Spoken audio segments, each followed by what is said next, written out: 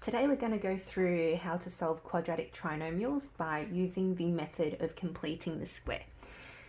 So how do we complete the square and why do we do it? Well, sometimes we can't actually use the cross method in order to factorize a trinomial because sometimes we just cannot figure out values that would work in order to apply the cross method. So completing the square is the next point of call. So how do we complete the square? We take out the coefficient of x, so this term in the center here. We divide it by 2, we square it, and then we add and subtract this into the expression. Now, if you've forgotten how to do it, I'm going to take you through that again today, but also add solving the equation as part of it as well. So here are the 3 equations we're going to solve by completing the square. So the first one we have here, we're going to complete the square by taking out the coefficient of x, so that number is going to be 6. We are going to divide that by 2, that gives us 3, and we're going to square it. So that's basically 3 squared, or 9. I can leave it as 3 squared or 9, it doesn't actually matter. Then we're going to add and subtract 9 into this equation, and I like to put it in here. So I'm going to write it as x squared minus 6x. I'm going to add 9, take 9, okay? Plus 2 is still equal to 0. Now, by adding 9 and subtracting 9, I haven't done anything to the equation. I haven't changed what the equation actually is. Now, what we're going to do here is we're going to then factorize the first 3 terms using the cross method. So it'll be x, and that'll be -3 and -3. Okay, in order to multiply to give +9, but add to give -6 there. So we've got 2 lots of -3, so we can write that out as x minus 3, and there's 2 lots of them, so all squared. Then what we're going to do is we're going to work out the second part, so -9 plus 2 is going to give us -7 equal 0. So from now we're going to then solve for x. So I'm going to add 7 to both sides of the equation. So we have x minus 3 squared is equal to 7. Then to get rid of the square, I'm going to square root both sides. So I'm going to get x minus 3 is equal to the square root of 7. And remember, the solution to the square root of anything takes both a positive and negative value. So I'm going to whack that in for now. Then I'm going to add 3 to both sides of the equation. So x is equal to 3. So +3 plus minus square root of 7. And that's our answer there. So we have 2 solutions, 3 plus root 7 and 3 minus root 7 for the value of x. And we did that by completing the square. Over to this next example here. So we do exactly the same thing. We can't use the cross method straight away. It's not going to work. We take out the coefficient of x. We divide by 2. That gives us 2. And we're going to square it. That's going to give us 4. Okay, so we're going to add and subtract 4 into the equation. So x squared plus 4x, then going to plus 4 minus 4. So this is from completing the square, and I'm going to put minus 14. So all I did is put plus 4 minus 4 right here in between those 2 terms. That's equal to 0. So for the first 3 terms, I could factorize it as I would normally. So that would give us x plus 2, and there's 2 lots of them, x plus 2 squared. Then I go ahead and go minus 18, solve that portion, is equal to 0. And from here on, we're just going to solve x as we would normally. So I'm going to add 18 to both sides of the equation. That leaves us with x plus 2 squared is equal to 18. I'm going to square root both sides. So x plus 2 will give us positive negative root 18. Now root 18 can be simplified.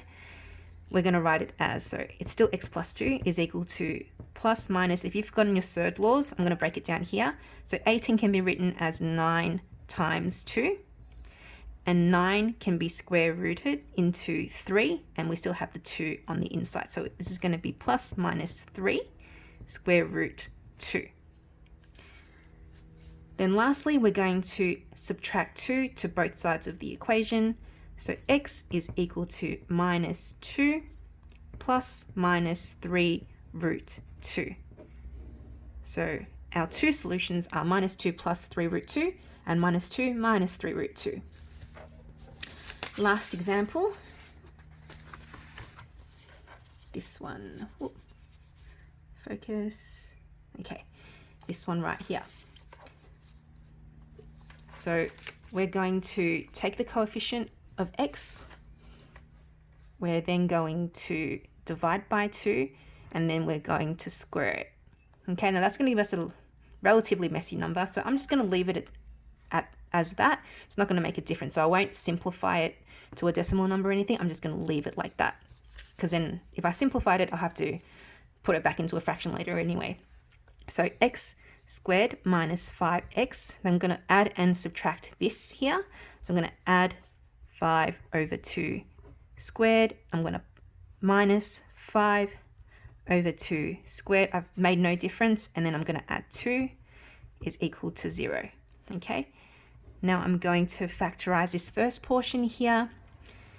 So if you think of now eventually you wouldn't have to write this, you wouldn't have to go 5x and then blah blah. So that's 5 over 2, 5 over 2. They'll both be minuses. Eventually you'll know that x minus 5 over 2 is going to be your factor, like 2 lots of them. So we've got x minus 5 over 2, and there's 2 lots, so it's going to be squared. Now why is it 5 over 2? Is because, well, you found the 2 values that would multiply to give that, because it does. If you multiply 2 lots of 5 over 2s, you're going to get 5 over 2 squared, and they will add to give minus 5. I mean, 5 over 2 is 2.5. That's minus 2.5, and there's 2 lots of them, so they're going to add to give negative 5. So that works perfectly, and you did it without having to simplify this portion up here. Now over on this side, we're going to simplify this portion of the equation. So we're going to have, let's simplify that one, 25. So 5 squared is 25, and 2 squared is 4 over 4. And here, well, I'm not just going to write plus 2. I know that in order to add this and that together, that the denominators have to be the same. So I'm going to multiply the bottom by 2 and the top by 2. That's going to be plus 4 over 2. That is still the number 2, but I've just written in a way where I can, oh, sorry, my bad. It's 4, isn't it? Times 4 times 4. So I'm going to get 8 over 4 equals 0. Now that they have the same denominator, I could add them together. So x minus 5 over 2 squared minus, so it's minus 25 plus 8. That's going to give us 17 over 4 is equal to 0. And from here, we solve like we would normally. So I'm going to add 17 over 4 to both sides. X minus 5 over 2 squared is equal to 17 over 4. Then I'm going to square root both sides. So x minus 5 over 2 is equal to the square root of 17 over 4. And remember, it's plus minus at the front. Then, continuing, we can't square root 17, but we can square root 4. So we're going to end up with x minus 5 over 2 is equal to plus minus root 17 over 2. Because the square root of 4 is 2, but we leave the 17 alone because we can't do that. Then we're going to add 5 over 2 to both sides. So x is equal to positive 5 over 2 plus minus 17 over 2. And because they're both over 2, that's really good.